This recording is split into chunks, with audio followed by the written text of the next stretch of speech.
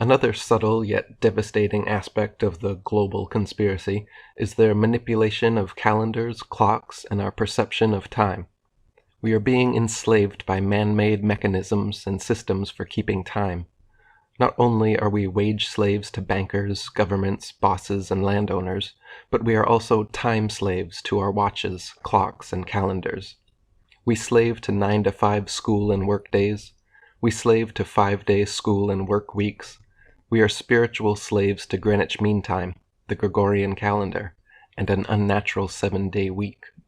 Buried Inside from Chronoclast wrote, "Time is the primary socializing tool, and the clock is the key machine of industrial capitalism.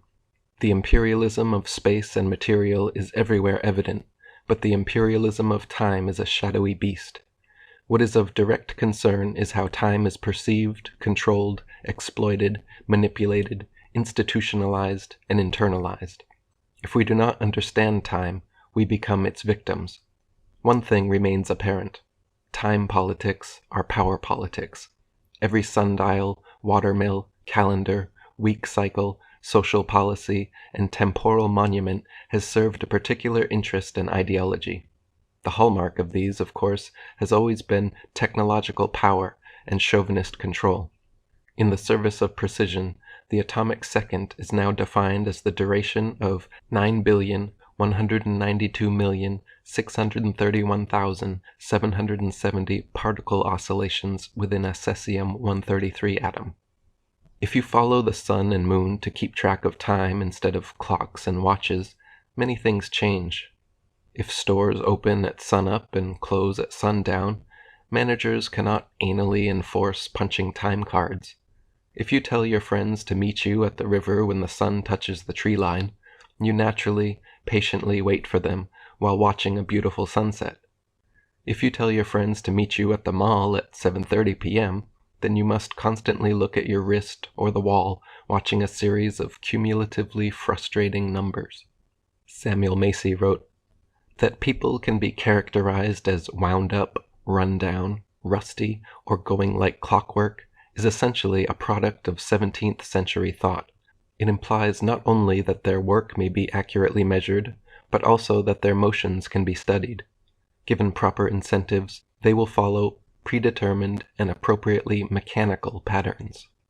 When indoctrinated into meaningless calendars, like the Gregorian and Julian, wristwatches, 9-to-5 workdays, and 5-day work weeks, people most certainly do follow predetermined, mathematically calculable patterns and tendencies. We like to have a drink after work. We like to watch a movie at the weekend. We like coffee in the mornings. We buy flowers on Valentine's Day, and so on. Our tendencies can be calculated and exploited by elites.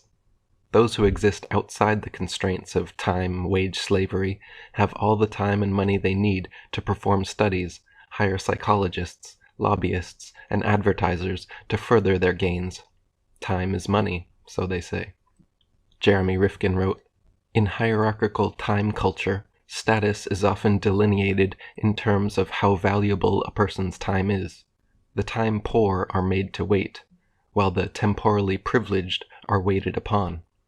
Jose Arguelles wrote, "Gets us back to the theme of time is money. No wonder time is money is ingrained into our consciousness and culture, and that seems to be the main purpose of the calendar we use, to keep track of our accounts, pay our bills, and set up our appointments. We might not think about it this way, but the calendar we use programs us to use it the way we do. But are all calendars like this one? Nothing more than an arbitrary program to take care of business? What about the sun, the moon, and the stars? Okay, let's keep this one point in mind.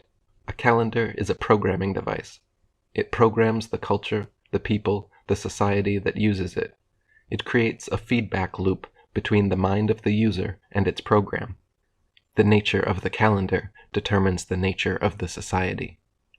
Buried Inside wrote, "Secured at birth and bred as fresh livestock, to the power brokers of hypercapitalism, our lives are on the auction block.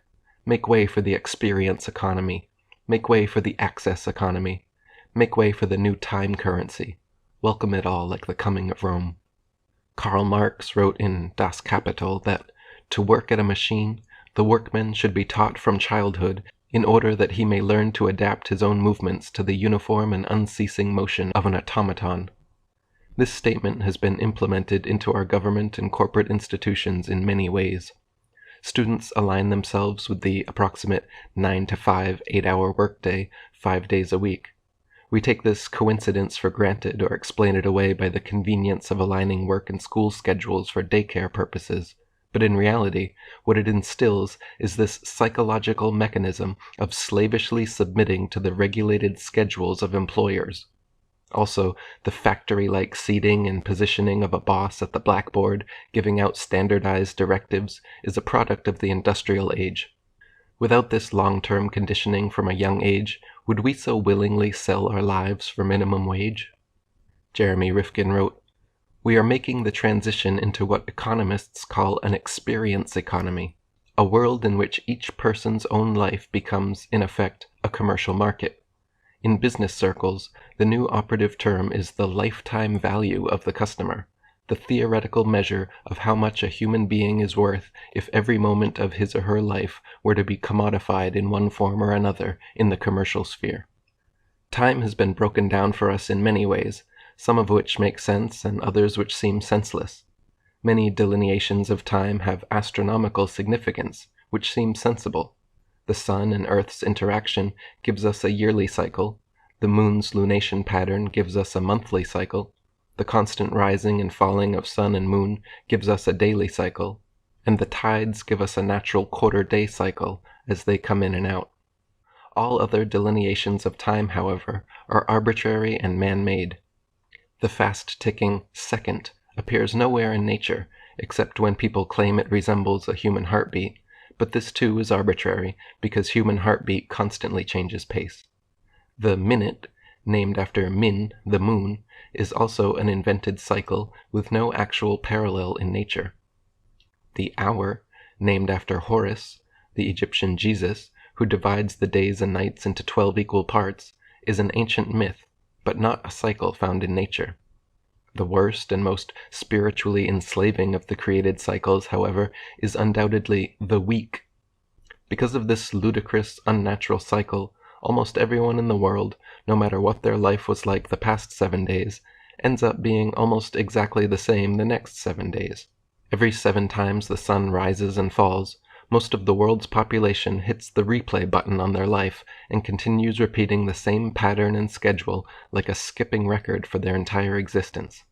The worst part is that we have been so indoctrinated into the week system that every little facet of modern society, from schools to paychecks to TV programs, are irreversibly locked in. Jose Arguelles wrote, "Blue Monday, how I hate Blue Monday," is how the old Fats Domino song began.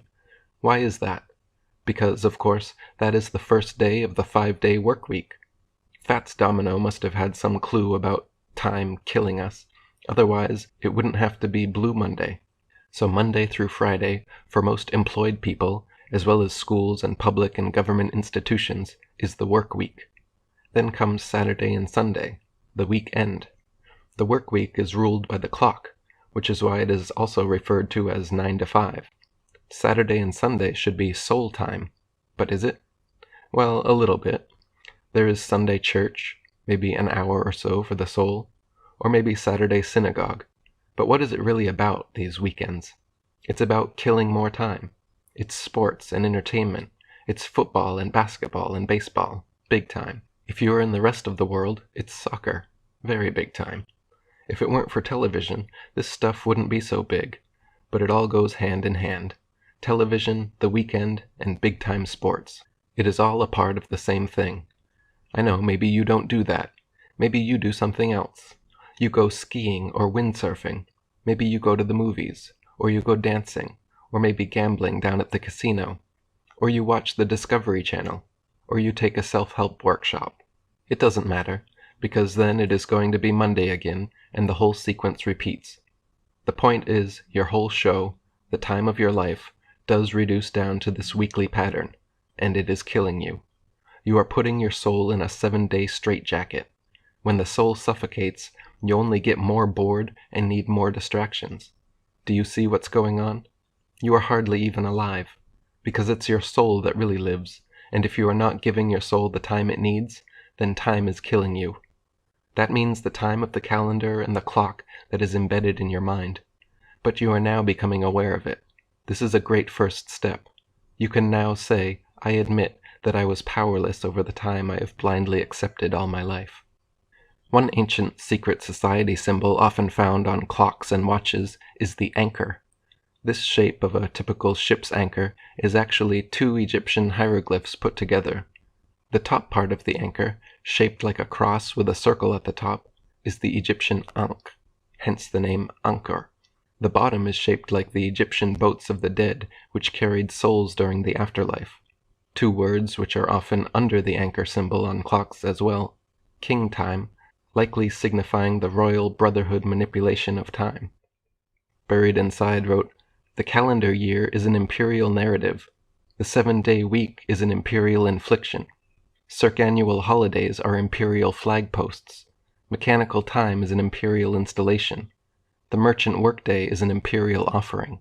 Greenwich Mean Time is an imperial sanction. The word calendar comes from the Roman Latin calens, which was the name of the account book, the book recording monthly debts and bills to be paid. The first day of each month in the early Christian Julian calendar was called calends, and that was when you had to pay your bills and debts. A quick look at the calendar will present some oddities even to the casual observer. September means 7, but is the 9th month. October means 8, but is the 10th month, and so on. March is named for Mars, the Roman god of war, and July and August are named after Roman emperors Julius and Augustus Caesar. The calendar we use is called the Gregorian, after Pope Gregory XIII. Jose Arguelles wrote, yes, before it was known as the Gregorian calendar, it was called the Julian, after Julius himself. Turns out the Romans had a very faulty calendar of only 10 months, and Julius, wanting a way to make a permanent change from republic to empire, with himself as the first emperor, decided to change the calendar. So to make the change, during the year 46 to 45 BC, Julius had to have a year 445 days long. Understandably, that was known as the Year of Confusion. Julius didn't live beyond the Ides of March of the year 45 BC, when he was assassinated for what he had done.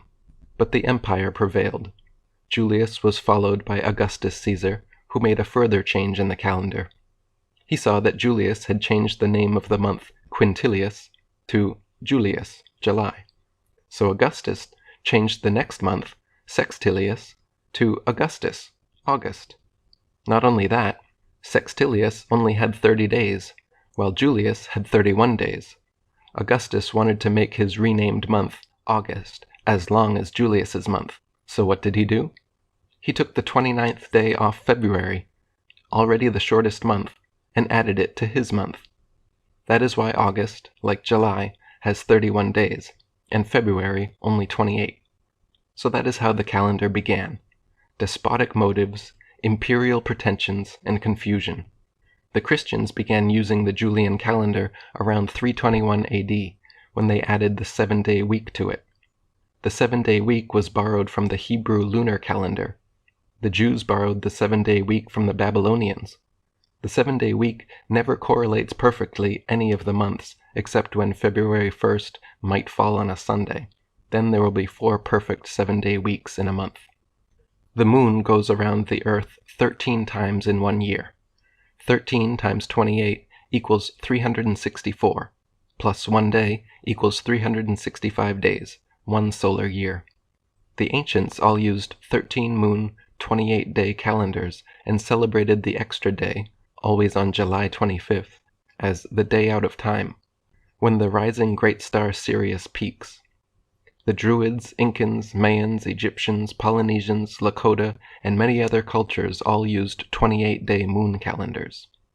David Icke wrote, "The native peoples of the world who still live by moon time are far more in tune with nature because they are operating on the same time-energy flow as nature.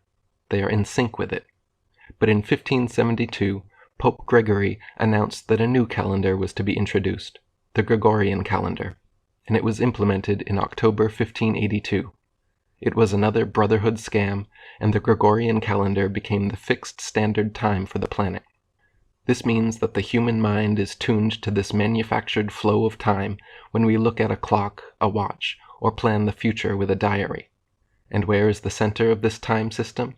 The 0 point from which all the world's people tune their timepieces? Why, it's only Greenwich in London, across the River Thames, from the City of London financial district, the Brotherhood's operational heartland. And what was the inspiration for the Gregorian calendar? The one used in Babylon. The Gregorian calendar is a farce. It is the time equivalent of throwing all your clothes in a wardrobe and leaning against the door to stop it flinging open. The clothes may just about fit in the space if you push them in hard enough, but what a mess. Here we have a 12-month year of 60-minute hours and 24-hour days, with the months so ill-fitting that some are 30 days, others 31, another 28 or 29 every 4 years. Yes, fits like a glove. But a sensible measurement of time was not the motivation. Disconnecting human consciousness from moon time was the idea, and the Gregorian calendar removed the 13th moon. There should be 13 moon cycle months of 28 days, but instead we have 12 months and 12 moon cycles. The Brotherhood hierarchy still operates their calendars to moon time, another reason for their obsession with 13. Months are not a proper unit of time, are they? A month is either 28, 29, 30 or 31 days long. In common parlance, we talk about a month being 4 weeks long, but they're not. Only February is exactly 4 weeks long, and even then, that's only true 3/4 of the time. 94% of months are longer than a month. We know exactly how many seconds in a minute, how many minutes in an hour, hours in a day, and days in a week. We even know exactly how many months in a year. But the months themselves are a mystery. They chop and change. Let me give you an example, okay? Let's talk about something real, human pregnancy. Okay, we've all learned this all our lives. We all know. How many months are we told an average human pregnancy should last? 9. Very good. 9 months. Now, hands up if you are a parent. Okay, parents, how many weeks were you told on average your pregnancy would last? 40. 40 weeks is 10 bloody months, isn't it? 10 months, we've been bilked our whole lives. You spend your whole life as a woman thinking if you get pregnant it'll be 9 months, and then you get there and you discover it's actually 10. You've been conned, haven't you? Let's look at the year. How many months are there in a year? 12. Exactly. How many weeks are there in a year? 52. Good. However, 12 months, well, 12 times 4 is 48. And 52 minus 4 is 48. Doesn't take a genius to work out we've got 4 extra weeks. And what do 4 weeks make? A month. There are actually 13 months in a year. We are being paid for 12 months' work, and we are doing 13 months' work a year. This is outrageous. This is absolutely outrageous, and I have a solution. I have reformed the calendar. Let me be clear, it is not just the lack of rigour that I have issue with. I have another issue with months, a linguistic one. These are the months as we know them today. Take a look at the word October. Oct. Think of all the other words you know beginning with oct. Octopus, octagon, octogenarian. Think of all the words you know beginning with dec. Decade, decimal, decathlon. You don't have to be the sharpest linguist out there to realise that sept, oct, nov, dec represents 7, 8, 9, 10. And yet we've put them in positions 9, 10, 11, 12. Why has that happened? I'll tell you why that's happened. It's because of the bloody Romans. Before that, we used to have months called quintilis and sextilis. It used to be 5, 6, 7, 8, 9, 10. But then the Romans got all egotistical on us. They wanted to name 2 months after their emperors. They named months after Julius Caesar and Augustus Caesar. Can you imagine the ego involved in naming a month after a human being? It's one thing naming it after a god. You know, you've got January after Janus, that's okay. Mars gives you March, that's okay. I mean, if you believe in a god, why wouldn't you want to venerate them by naming something as fundamental as a period of time after them? That makes sense. but not an actual human being. Get your egos out of the game. That is ridiculous. Well, they have confused things by naming July and August so, and then everything got moved around at a later date. So what we're going to do, we're going to correct this system. The first thing we're going to do is sort out the numbering, obviously. So let's call that 7, 8, 9, 10, because they are called 7, 8, 9, 10. That's what they are. So if they're going to be 7, 8, 9, 10, it follows, does it not, that that becomes 6, 5, 4, 3, 2, and 1. So if that's what the numbers are going to be now, let's move July and August down to there, and let's move January and February down to there. So now we've got all the same months in the same order, it's just the numbering is more appropriate, okay? That's easy. Now, let's remove the egotistical Romans from our calendar. Let's remove Julius Caesar, remove Augustus Caesar. Let's perform a Caesarean section on our calendar. Let's remove them completely and replace them with the months they replaced, Quintillus and Sextillus, which are now in the right place, 5 and 6. That is the numbering sorted out. We've got 5, 6, 7, 8, 9, 10, exactly where they should be.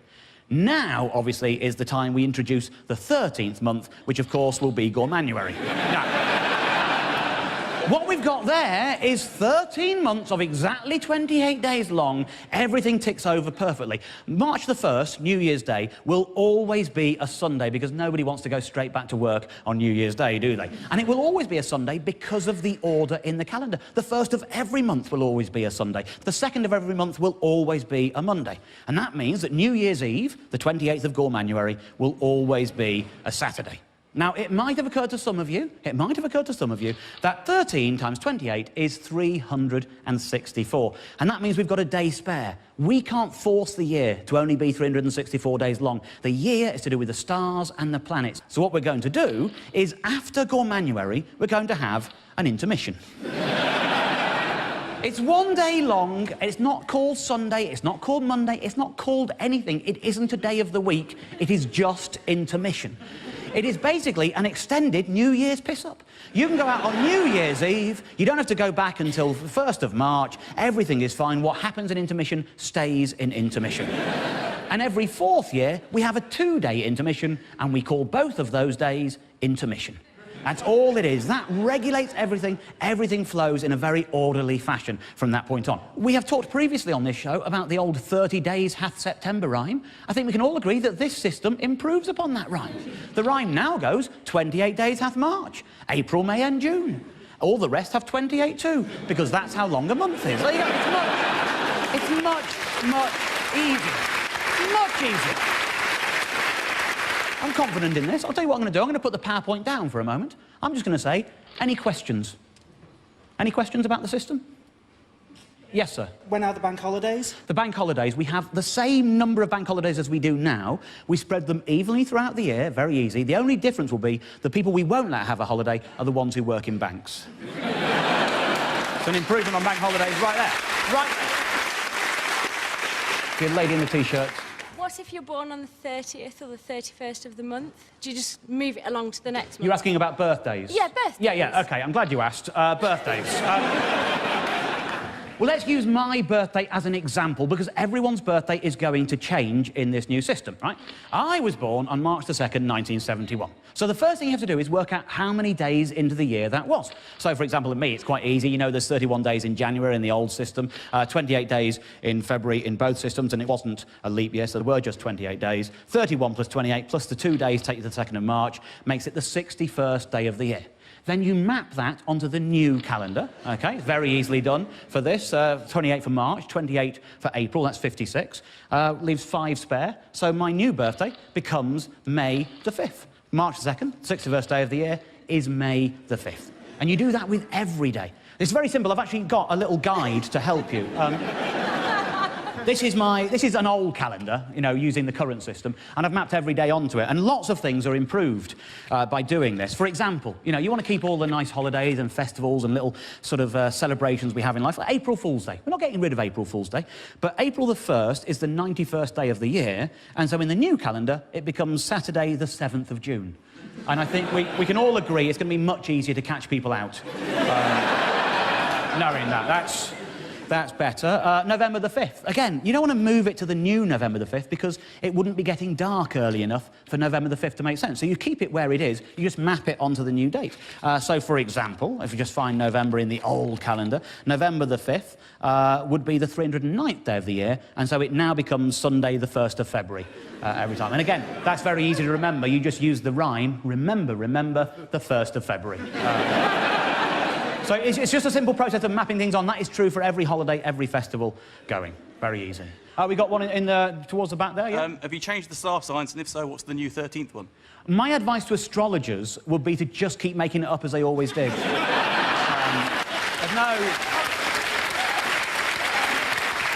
Doesn't matter for them. Yes, a blonde lady down here? You do know that means there's going to be 13 Friday the 13th in the year. I do, yes. Every month has Friday the 13th now. Yeah, absolutely right. But the thing is, if you have to go through 13 Friday the 13th every year from the day you're born until the day you die, you're going to get over it. It's called exposure therapy. Yes, there's a man down here. What about things that don't happen on a fixed day, like Easter or Chinese New Year? Easter, it isn't. You know, that's the thing. It moves around. It's a movable feast at this moment in time. In the new system, we will nail Easter down.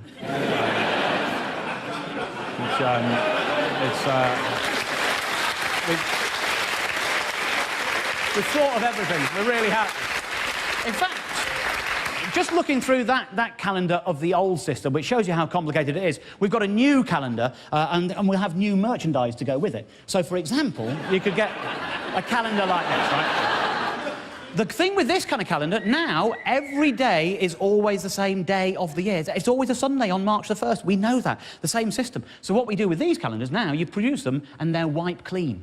And then you've got one calendar for the rest of your life. That's less printing, less trees being killed. You can go anywhere. It doesn't have to be a sexy calendar like this. It doesn't have to be, but if it is, that doesn't matter because, like I say, it is wiped clean. So, that's an improvement all round as well, isn't it, really? Jose Arguelles wrote, "On the Gregorian phonograph record, January 1st is part of the program. What plays on January 1st? Well, in this country, a lot of football bowl games. Then at the end of January sometime, you never know exactly when, it is the Super Bowl. February programs you for Valentine's Day and President's Day, July for July 4th, October for Halloween, December for Christmas and New Year's Eve, and so on. Now September 11th, 9/11, is part of the program too. These are just some of the more obvious examples of how that phonograph record plays during one spin, a year. Every time one of those dates draws close, whole segments of the population respond in pre-established ways. There are a lot more programs the calendar plays. The beginnings and endings of wars, Veterans Day, Memorial Day, April Fools, Tax Day, Labor Day. The memories of all of these events are accumulated according to the dates in which they occur. Then everyone has personal dates that trigger their emotions and memories too, like the day you were born, or the day your son died, or when you got married.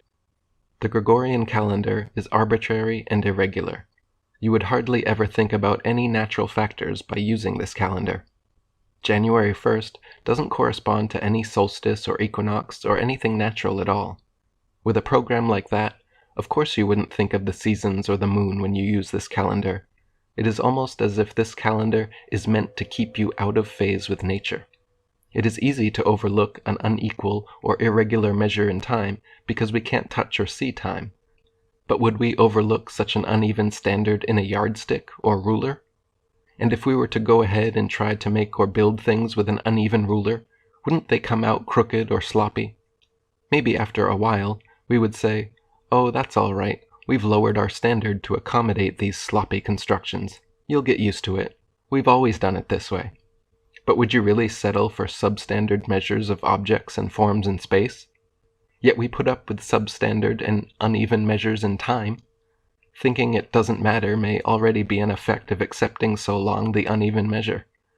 If space affects our senses, time affects our mind. Therefore, the effects of a crooked time on the mind may be far more subtle, yet far worse than the effects of a crooked space on the senses. We could all develop a crooked mind without even knowing it. Wouldn't a crooked mind see the world in a crooked way and create problems for itself without knowing it? Not only that, but we would then think all of our problems come from someplace outside of ourselves. We would always be looking for the problems out there someplace. The female essence has long been associated with the moon, in large part because of women's 28-day menstruation cycle. The measure of the moon from new moon to new moon is called the synodic cycle, and is 29.5 days in length. However, the sidereal lunar cycle, which measures the moon from where it reappears in the same place in the sky, is only 27.1 days in length. So 28 days, already encoded into women's biological cycles, is the average lunar cycle. This is not coincidence either, proven by luminescent ovulation cycle adjustment, the patented process whereby using on sleeping women a series of lights mirroring light cycles of the moon, their ovulation cycles change. Patent 6497718. Ovulation is about 14 days, half cycle, before menstruation. So in ancient times, women the entire world over would usually have menstruation aligned with the new moon and ovulation aligned with the full moon. It has been shown that 20% more people are admitted into hospitals and mental health facilities during full moons. Could humans be sexually frustrated due to unnatural misalignments in women's biological cycles? Is this why lonely dogs howl for companionship during the full moon? Ancient societies would often hold monthly fertility ceremonies in honor of the moon, femininity, but nowadays those who worship the moon and lunar cycles are called lunatics, monsters, and nuts. Those who measure time by the sun's solar calendar find solace. The etymology, again, points towards our illuminated mass stars and their sun worship.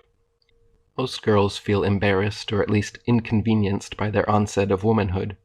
First periods are accompanied by tampons, pads, teasing schoolboys, and warnings or horror stories from other older women.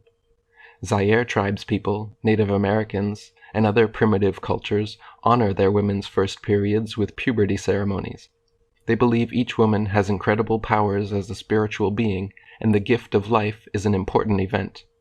During her first period, each girl is isolated from the tribe and taken by female relatives and friends to a special moon hut to be taught about sexuality and childbearing. She is taught arts and crafts, stories are shared, and wisdom is passed down. After her period of isolation, she is welcomed back with a big feast in her honor. In the ancient world, it was believed that women had amazing powers of healing and creativity during menstruation, so they should not be wasted on everyday tasks. Menstruation was a time women spent meditating and spiritual searching. The ancient Mayan calendar is slightly even more accurate than the Gregorian calendar we use today. They calculated the moon's orbit of the Earth incredibly precisely, 29.528395 days to our current 29.530588 day measurement. They could accurately predict solar and lunar eclipses and had amazing knowledge of astrology and the stars. Archaeologist Eric Thompson asks, what mental quirks led the Maya intelligentsia to chart the heavens, yet fail to grasp the principle of the wheel? To visualize eternity as no other semi-civilized people has ever done, yet ignore the short step from corbelled to true arch. To count in millions, yet never learn to weigh a sack of corn. The Mayan calendar measures cycles of expanding consciousness and completing one's purposes in life. Gauging the passing days like this changes the way one thinks of life. Modern societies tend to see time as a ticking time bomb till they die, a clockwork of standardized gears cranking until they get older, rusty, useless, and stop turning. The Mayans, like early Christians, believed in reincarnation, which fits with their calendar. They believed all of life was a spiritual evolution and an expanding of consciousness and purpose, so each day correlates as such. For instance, as I write this, today is the second day of the new Jaguar moon of intention. Each moon has a spirit animal and purpose. Today's Sulkeen is Skywalker the 13th, which means explore, space, wakefulness, the aspiration to unite heaven and earth. Today's power is activation. Today's action is bonding. And today's essence is service. Each day also has a color, a chakra, and a symbol as well. Now this may sound odd or appear as some New Age foolishness, but this is a method of timekeeping used all over the ancient world. To associate the nature of time with the evolution of consciousness seems to me a much evolved outlook. The Maya knew about the 25,920-year precession of the equinoxes, in which the position of the rising sun against the stars changed slightly for 2,160 years past each constellation of the zodiac. They even perfectly calculated the end date of this precession as December 21st, 2012. Jose Arguelles wrote, "The Christians set sail westward and discovered the New World. In a place called Yucatan, they discovered another people, the Maya. These Mayans also had a calendar, a heathen device that was more accurate than the Julian calendar. The Christians learned from the Mayan calendar that their calendar was 10 days off. What to do? The Christians burned all of the Mayan books in 1562. Interestingly enough, 10 years later, in 1572, there was a new pope. He named himself Gregory XIII and declared that his first act as pope would be to correct the Julian calendar. 10 years later, 1582, Pope Gregory XIII had achieved his aim. If you went to bed on the evening of October 5th, 1582, when you woke up, it was October 16th, and not October 6th. Pope Gregory XIII had made up for this 10 days, and the Julian calendar was now known as the Gregorian.